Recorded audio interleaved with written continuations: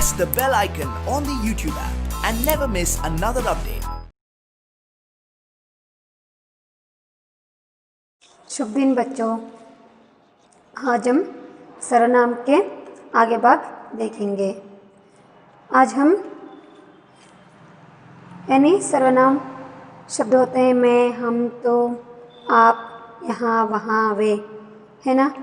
कल मैंने इसका आधा भाग समाप्त की थी। आज हम इसके आगे भाग देखेंगे। वे यानी अवु अल्वा। वे के साथ हमेशा है का प्रयोग होता है, यानी वे यहाँ पर बहुवचन रूप होता है, इसलिए वे के साथ है का प्रयोग होता है। वे हमारे अध्यापक हैं। They are our teachers. वे पढ़ाते हैं। They are teaching. वे किसान हैं।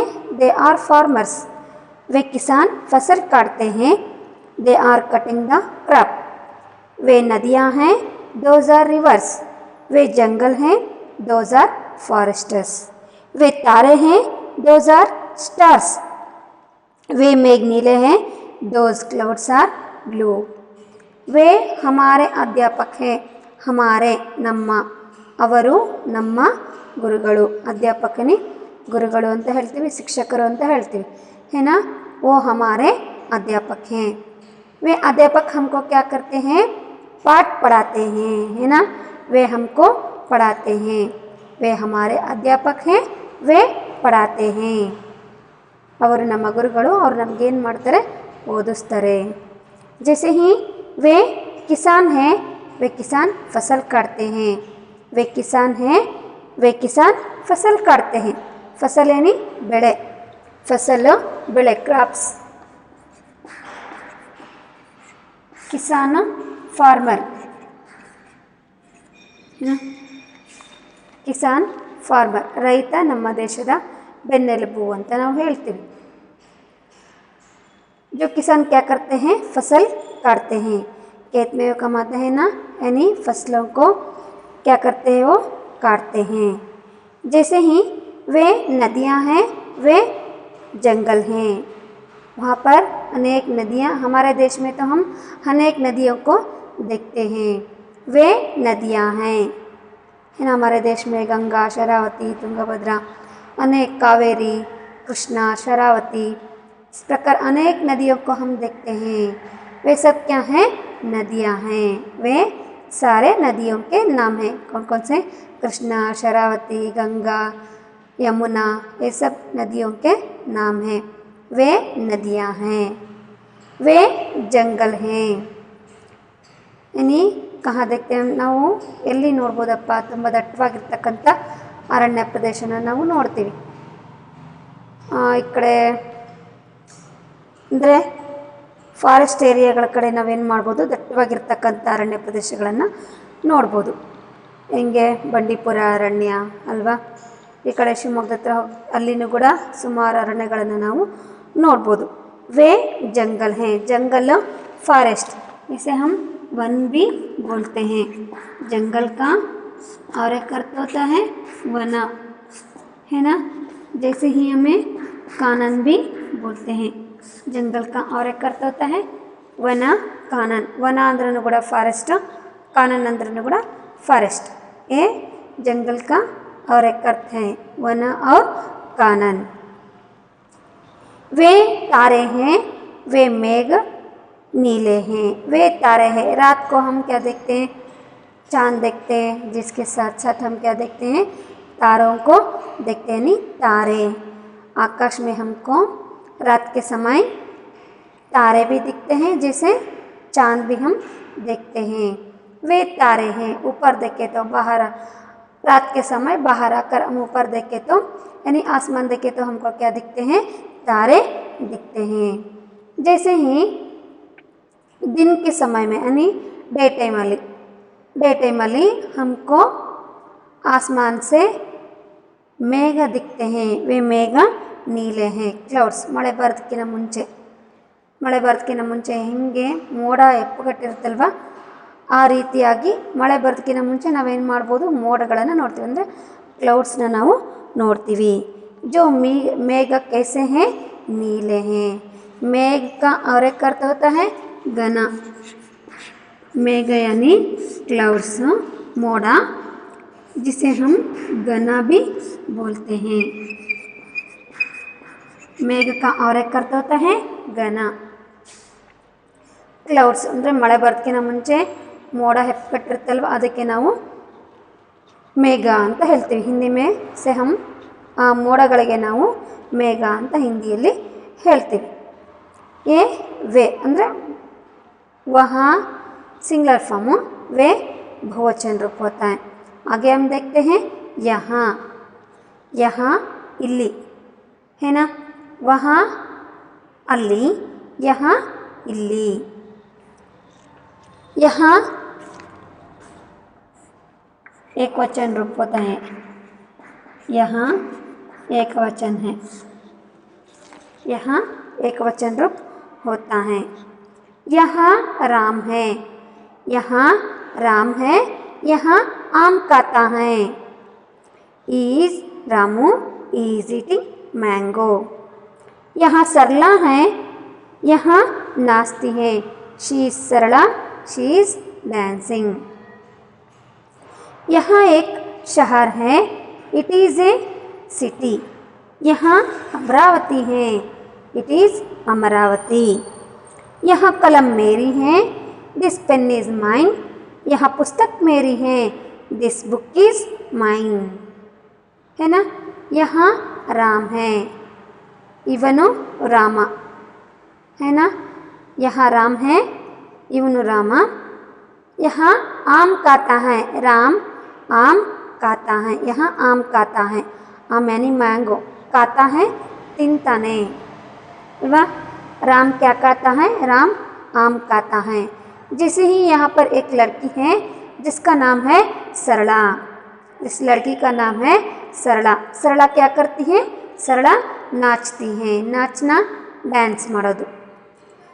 नाचती है ಡ್ಯಾನ್ಸ್ ಮಾಡ್ತಿದ್ದಾಳೆ. कौन नाचती है, सरला नाचती हैं. ಇದು ನಾವು ಮಾನವರಿದ್ದಾಗ ಯಾವ ರೀತಿ यहाँ ಅಂದರೆ ಅಲ್ಲಿ ಕೊಟ್ಟಿರ್ತಕ್ಕಂಥದ್ದನ್ನು ನೋಡಿ ನಾವೇನು ಮಾಡ್ತೀವಿ, ಐಡೆಂಟಿಫೈ ಮಾಡ್ತೀವಿ. ಜೈಸೆ ಹಿ यहाँ एक शहर है, ಇದು ಒಂದು ಏನಾಯಿತು ಪ್ಲೇಸ್ನೇ ಬಂತು, ಅವಾಗ ನಾವೇನು ಮಾಡ್ತೀವಿ, ಇಟ್ ಅಂತ ಯೂಸ್ ಮಾಡ್ತೀವಿ. It is A city, it is a city. It is Amravati. यहाँ एक शहर है, यहाँ अमरावती है. हम भी दावणगेरे शहर में रहते हैं, है ना. अनेक लोगों ने अपने शहर छोड़कर यहाँ पर ವಾಸ रहते हैं. यानी ಹಲವಾರು ಜನ ಏನು ಮಾಡ್ತಿದ್ದಾರೆ, ತಮ್ಮ ಸ್ವಂತ ಊರನ್ನು ಬಿಟ್ಟು ಉದ್ಯೋಗಕ್ಕೋಸ್ಕರ यानी कमाने के लिए अपने गांव छोड़कर कहाँ आते हैं, शहर को आते हैं. यहाँ पर ही ವಾಸ रहते हैं. ಉದ್ಯೋಗಕ್ಕೋಸ್ಕರ ಏನು ಮಾಡ್ತಾರೆ, ತಮ್ಮ ಊರನ್ನು ಬಿಟ್ಬಿಟ್ಟು ಸಿಟಿಗಳಲ್ಲಿ ಬರ್ತಾರೆ. ಶಹರ್ ಯಾನಿ ಸಿಟಿ, ಶಹರ सिटी. जो शहर का नाम है अमरावती, जो शहर का नाम यानी यहाँ एक शहर है जिस शहर का नाम अमरावती है. हमारा शहर कौन सा होता है, दावणगेरे, है ना. तुम कौन से शहर में रहते हो, ಅಂದರೆ ನೀವು ಯಾವ ಊರಲ್ಲಿ ಇರ್ತೀರಿ ಅಂತ ಕೇಳಿದಾಗ ನೀವು ಯಾವ ಪಟ್ಟಣದಲ್ಲಿದ್ದೀರಿ ಅಥವಾ ಯಾವ ಊರಲ್ಲಿದ್ದೀರಿ ಅಂತ ಸಾಮಾನ್ಯವಾಗಿ ನಾವು ಕೇಳ್ತೀವಿ. तब हम बोलते हैं हमारा शहर का नाम दावणगेरे है ना. तुम कौन सी शहर में रहते हो, मैं दावणगेरे शहर में रहती हूँ. जैसे तुम्हारा शहर का नाम क्या है, हमारा शहर का नाम दावणगेरे है. ಗೊತ್ತಾನೆ, ನೀನು ಯಾವ ಊರಲ್ಲಿ ಇರ್ತೀಯಾ ಅಂತಂದ ಕೇಳಿದಾಗ ಏನು ಮಾಡ್ತೀವಿ, ನಾನು ದಾವಣಗೆರೆಯಲ್ಲಿ ಇರ್ತೀನಿ ಅಂತ ಹೇಳ್ತೀರಿ. जैसे ही तुम्हारा शहर का नाम कौन सा है, तुम्हारा शहर कौन सा है, ನೀನು ಊರು ಯಾವುದು ಅಥವಾ ನೀನು ಎಲ್ಲಿ ಇರ್ತೀಯಾ, तुम कौन से शहर में रहते हो, ನೀನು ಯಾವ ಊರಲ್ಲಿ ಇರ್ತೀಯಾ ಅಂತ ಕೇಳಿದಾಗ मैं दावणगेरे शहर में रहता हूँ. ಬಾಯ್ಸ್ ಆದರೆ रहता हूँ, ಗರ್ಲ್ಸಿಗಾದರೆ रहती हूँ ಬರುತ್ತೆ ಅಲ್ವಾ. ಹಾಗೆ यहाँ कलम मेरी है, यहाँ कलम मेरी है, मेरी ನನ್ನ.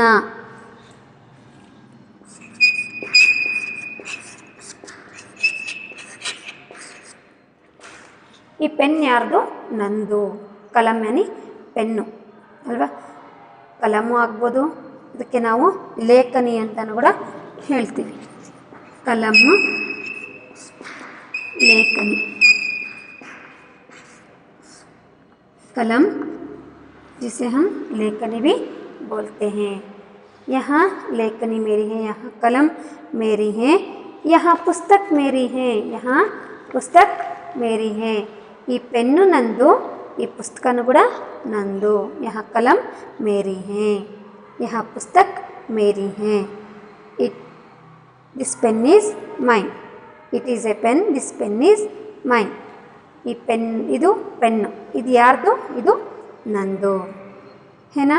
जिस प्रकार हम क्या करते हैं, हर दिन हम जो बात करते हैं, बात करते समय इन सारे शब्दों को हम क्या करते हैं, प्रयोग करते हैं. इसलिए यहाँ पर भी आप जानना बहुत ही अवश्य है. आगे हम देखते हैं ये.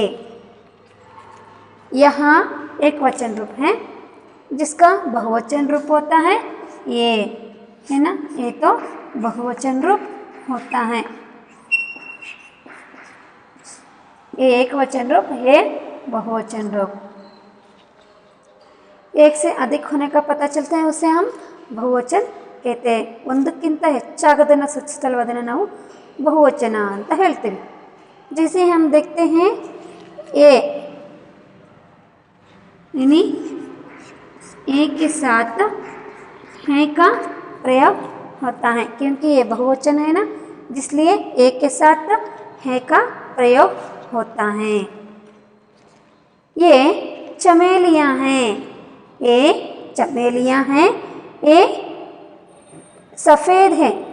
चमेलियाँ यानी जास्मिन्स, मल्लिगे हूಗಳು. These are जास्मिन्स. ये सफ़ेद है. These are white in colour. मल्लिगे हू ಯಾವ ರೀತಿ ಇರುತ್ತೆ, ವೈಟ್ ಕಲರಲ್ಲಿ ಇರುತ್ತೆ ತಾನೆ, ಆ ರೀತಿ. ये चमेलियाँ खुशबूदार हैं. This jasmines are scented. ये अंगूर हैं. These are grapes.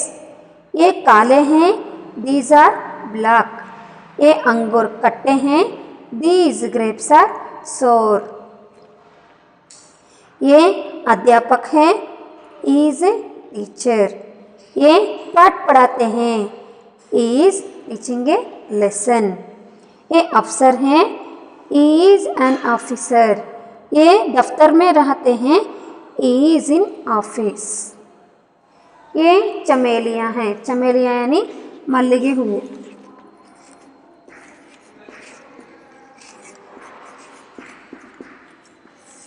चमेलियाँ,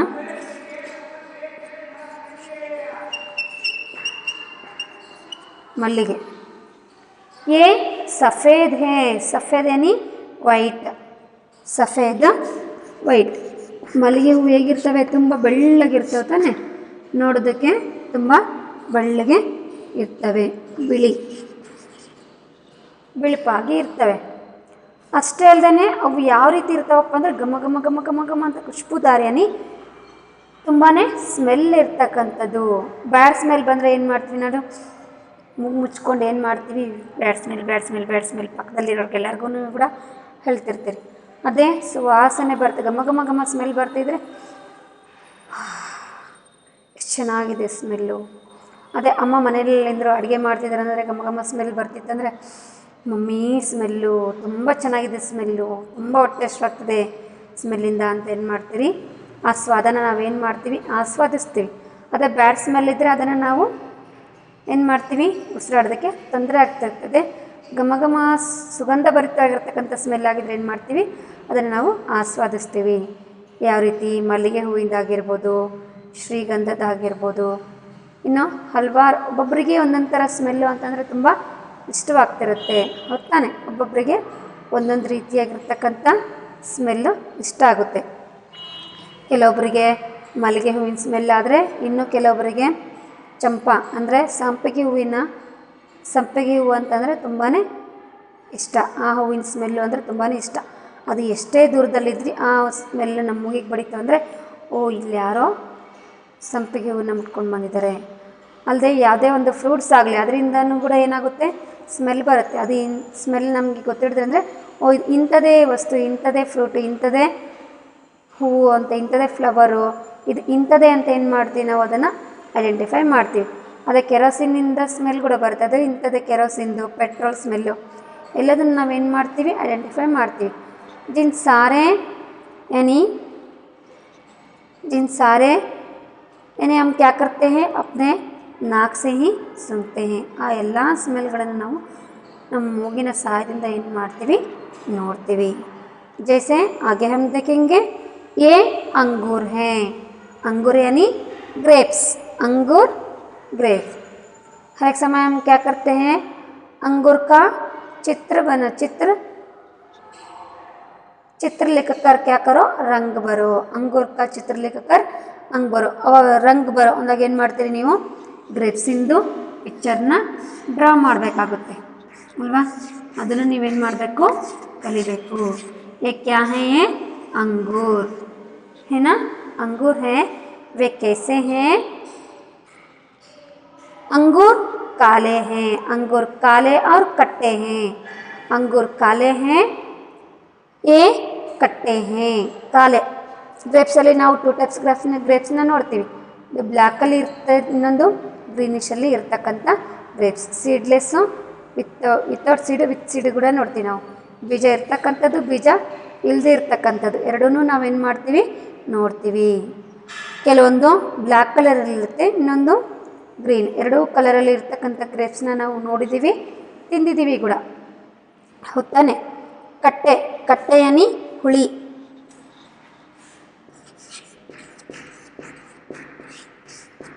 कट्टे हुली. वे अंगूर कैसे हैं कट्टे हैं. आम भी कट्टा रहता है ना. आम कट्टा रहता है. ಅದು ತುಂಬ ಮಾಗ್ಬಿಡ್ತು, ಹಣ್ಣಾಗ್ಬಿಡ್ತು ಅಂದರೆ ಏನಾಗಿರುತ್ತೆ ಅವಾಗ ತುಂಬ ಸ್ವೀಟ್ ಆಗಿರುತ್ತೆ, ಕೆಲವೊಂದು ಹುಳಿನೂ ಕೂಡ ಇರುತ್ತೆ. यहाँ पर हम बता रहे हैं अंगूर के बारे में. अंगूर काले और कट्टे हैं. कट्टे यानी हुली. ये अध्यापक है, ये पाठ पढ़ाते हैं. ये अध्यापक है, ये अध्यापक है. इವರು ಅಧ್ಯಾಪಕರು, ಇವರು ಗುರುಗಳು, ಶಿಕ್ಷಕರು ಅಲ್ವಾ. ಆ ಅಧ್ಯಾಪಕರು ಗುರುಗಳು ಏನು ಮಾಡ್ತಾರೆ ವೇ ಪಾಠ ಪಢಾತೆ ಹೇ.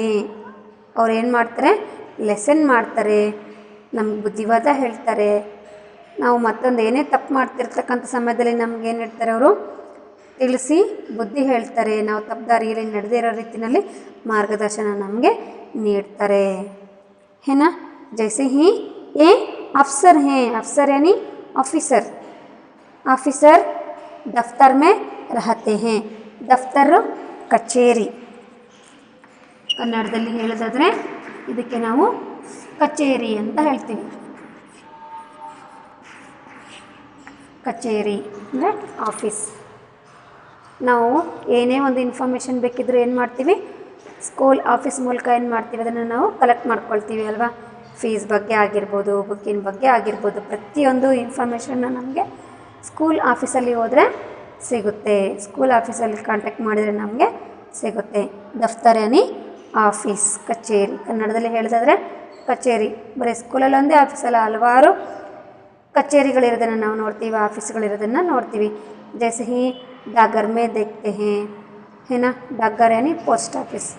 ಅಲ್ಲಿ ನಾವು ನೋಡ್ತೀವಿ, ಸ್ಕೂಲಲ್ಲಿ ನೋಡ್ತೀವಿ, ಅಥವಾ ಬೇರೆ ಬೇರೆ ಇನ್ನು ಹಲವಾರು ಇಲಾಖೆಗಳಿದ್ದಾವೆ, ಅಲ್ಲಿನೂ ನಾವು ಏನು ಮಾಡ್ಬೋದು ಆಫೀಸ್ಗಳನ್ನು ನೋಡ್ಬೋದು. ये दफ्तर में रहते हैं. दफ्तर में रहते हैं ಆಫೀಸಲ್ಲಿ ಇರ್ತಾರೆ. ಯಾರು अफसर. अफसर यानी ऑफिसर. ये अफसर में रहते हैं. अफसर दफ्तर में रहते हैं. अफसर दफ्तर में रहते हैं. ऑफिसर ಯಾವಾಗಲೂ ಕೂಡ ಕಚೇರಿಯಲ್ಲೇ ಇರ್ತಾರೆ. एक समय हम क्या करते हैं यानी यहाँ पर एक वाक्य मैंने आपको देती हूँ, उसे मैं क्रम से नहीं देती. तब आप क्या करना है क्रम में लिखना है. यानी दिए गए वाक्य को आप क्या करना है क्रम में लिखना है. फॉर एग्जाम्पल यहाँ पर मैंने आपको देती हूँ मैं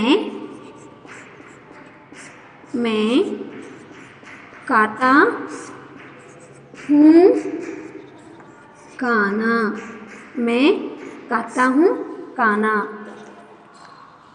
ये वाक्य तो सही क्रम में नहीं है ना। ಇದು ಸೆಂಟೆನ್ಸ್ ಕೊಟ್ಟಿರ್ತಕ್ಕಂಥ ಸೆಂಟೆನ್ಸು ಆರ್ಡ್ರಲ್ಲಿ ಇಲ್ಲ. ಇದನ್ನು ನೀವೇನು ಮಾಡಬೇಕಾಗುತ್ತೆ, ಆರ್ಡರಲ್ಲಿ ಅಂದರೆ ಸಹಿ ಕ್ರಮ ಲಿಖಿ ಅಂತಂದರೆ ಇದನ್ನು ಕರೆಕ್ಟಾಗಿರ್ತಕ್ಕಂಥ ಕ್ರಮದಲ್ಲಿ ಬರಿಬೇಕು. ಇದನ್ನು ನೀವು ಈ ಲೆಸನಲ್ಲಿ ತಿಳ್ಕೊಳ್ತೀರಿ. जैसे ही दिए गए वाक्य को अंग्रेजी में लिखिए अथवा अंग्रेजी में देखकर हिंदी में इसका वाक्य बनाइए. ಕೆಲವೊಂದು ಸಮ್ ಟೈಮು ಇಂಗ್ಲೀಷಲ್ಲಿ ಕೊಟ್ಟು ಹಿಂದಿಯಲ್ಲಿ ಬರೆಯೋಕ್ಕೆ ಹೇಳ್ಬೋದು, ಅಥವಾ ಹಿಂದಿಯಲ್ಲಿ ಕೊಟ್ಟು ಇಂಗ್ಲೀಷಲ್ಲಿ ಕೂಡ ಬರೆಯೋಕ್ಕೆ ಹೇಳ್ಬೋದು. ಸೊ ಕೊಟ್ಟಿರ್ತಕ್ಕಂಥ ಸೆಂಟೆನ್ಸ್ನ ಸರಿ ಮಾಡಿ ಬರೀರಿ. यानी दिए गए वाक्य को सही क्रम में लिखिए, अंग्रेजी में लिखिए. जिन वाक्यों को इस वाक्यों को अंग्रेजी में लिखिए. दिए गए वाक्यों को हिंदी में यानी अंग्रेजी से हिंदी में अनुवाद कीजिए अथवा हिंदी में अनुवाद कीजिए, अंग्रेजी में अनुवाद कीजिए. अनुवाद यानी ट्रांसलेट ಮಾಡೋದು. अनुवाद ट्रांसलेट, अनुवाद यानी ट्रांसलेट. ಇದನ್ನು ನೀವೇನು ಮಾಡಿ ಅಂದರೆ ಇಂಗ್ಲೀಷಲ್ಲಿ ಬರೀರಿ. ಕೊಟ್ಟಿರ್ತಕ್ಕಂಥ ವಾಕ್ಯನ ಇಂಗ್ಲೀಷಲ್ಲಿ ಬರೀರಿ, ಇಂಗ್ಲೀಷಲ್ಲಿ ಕೊಟ್ಬಿಟ್ಟು ಹಿಂದಿಯಲ್ಲಿ ಬರೀರಿ. ಈ ರೀತಿಯೂ ಕೂಡ ನಾವು ಕೇಳ್ಬೋದು. ನೀವು ಈ ಮೂರೂ ಇಲ್ಲಿ ಈ ಲೆಸನಲ್ಲಿ ಕಲಿತೀರಿ. ಫಸ್ಟ್ ಒನ್ ಏನು, ಸರ್ವನಾಮ ಶಬ್ದಗಳು ಯಾವ್ಯಾವು ಅಲ್ವಾ, ಹಾಗೆಯೇ ಏಕವಚನ ರೂಪದಲ್ಲಿದೆನಾ ಬಹುವಚನ ರೂಪದಲ್ಲಿದೆ ಇದನ್ನು ನೀವು ತಿಳ್ಕೊಳ್ತೀರಿ. जैसे ही सही क्रम में लिखना ಅಂದರೆ दिए गए वाक्यों को जो अदल बदल रहते हैं, जिन वाक्यों को यानी जिन शब्दों को सही क्रम में लिखकर जिस वाक्य को सही क्रम में बनाना. इन सारे विषयों को आप क्या करते हो इस पाठ में सीखते हो बच्चों. अच्छा, ये क्या होता है, मैं खाता हूँ खाना, ये तो सही क्रम में नहीं है. सही क्रम में लिखे तो क्या होता है, मैं खाना खाता हूँ, है ना. मैं खाना खाता हूँ. ಇದನ್ನೆಲ್ಲದನ್ನು ನೀವು ತಟ್ಟಂತ ನೋಡಿದ ತಕ್ಷಣ ಐಡೆಂಟಿಫೈ ಮಾಡಬೇಕು ಅಂದರೆ ಏನು ಮಾಡಬೇಕು ಅಂತಂದರೆ ಪ್ರತಿನಿತ್ಯ ಲೆಸನ್ ಆದ ತಕ್ಷಣ ಏನು ಮಾಡಬೇಕು, ನೀವು ಮತ್ತೊಂದು ಸಲ ಅದನ್ನು ಟೆಕ್ಸ್ಟ್ ಬುಕ್ಕು ರೀಡ್ ಮಾಡಬೇಕು. टेक्स्ट बुक रीड ಮಾಡಿದಾಗ यानी अब तो पाठ हो गया है, इसके बाद हम क्या करना है, पुस्तक पढ़ना है. पुस्तक ज़रूर पढ़ना है. तब हम क्या करते हैं, आसानी से इन वाक्यों को जोड़ सकते हैं. कोई उत्तर को यानी कोई प्रश्न को उत्तर लिख सकते हैं. कब, हम पढ़ने के बाद, है ना. ज़्यादा पढ़ने के बाद हम क्या करते हैं, सारी विषय को जान सकते हैं. यहाँ पर क्या होता है, मैं खाना खाता हूँ, मैं खाना खाता हूँ. क्योंकि हम मैं के साथ हूँ का प्रयोग करते हैं, इसलिए मैं खाना खाता हूँ, ನಾನು ಊಟ ಮಾಡ್ತೀನಿ ಅಲ್ವಾ. जैसे पंडित हैं आप, यहाँ पर क्या होता है, पंडित हैं आप. ಸಡನ್ ಆಗಿ ನೀವೇನು ಮಾಡ್ತೀರಿ, ಆಪ್ ಪಂಡಿತ್ ಹೇ, ಈ ರೀತಿಯಾಗಿ ಹೇಳೋದಕ್ಕೆ ಟ್ರೈ ಮಾಡ್ತೀರಿ. ಯಾವಾಗ ನೀವು ಗಮನ ಇಟ್ಟು ಓದಿದಾಗ, ಕೇಳಿಸ್ಕೊಂಡಾಗ, ಕಲಿತಾಗ ಅದನ್ನು ನಾವೇನು ಮಾಡ್ಬೋದು, ಈಸಿಯಾಗಿ ಐಡೆंटिफाई ಮಾಡ್ಬೋದು, है ना. अच्छा बच्चों, आपने तो सर्वनाम के बारे में जानकारी प्राप्त लिए हो, यानी सर्वनाम के बारे में जाने हो और मेरी पाठ को बहुत ही ध्यान से सुने हो बच्चों, इसलिए मैंने आपको धन्यवाद बोल रही हूँ. धन्यवाद बच्चों.